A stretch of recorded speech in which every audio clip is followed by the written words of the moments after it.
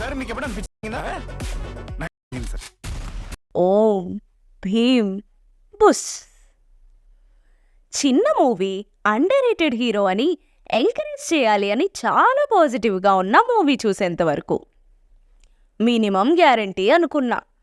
కానీ movie start అయిన first minute నుండే అర్థమైపోయింది నాకు మూవీ ఎలా ఉండబోతోందో అని. ఆ టీజర్ అండ్ ట్రైలర్ కట్ చేసింది ఎవడో నాకు తెలియాలి. చంపి బొందబెడతాం. మోసం, దగా, కుట్ర. టీజర్ అండ్ ట్రైలర్ చూసి మంచి కామెడీ ఎంటర్టైనర్ అనుకున్నా. యాక్ బాలేదు, అస్సలు బాలేదు movie. No logic, only magic అన్నప్పుడే వెలగాల్సింది నా మట్టి బుర్రకి. లాజిక్ లేదు, మ్యాజిక్ లేదు, ఎంటర్టైన్మెంట్ లేదు. నా బొంగులా ఉంది మూవీ.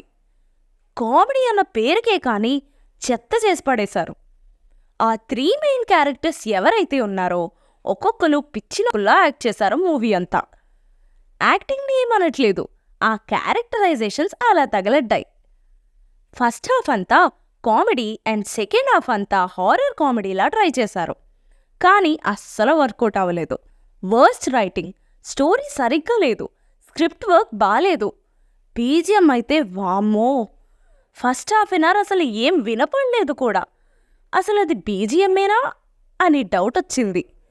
మ్యూజిక్ డైరెక్టర్కి సగం రెమ్యునరేషనే ఇచ్చారనుకుంటా. పాపం ఏం కట్టారో అతనికే తెలియాలి.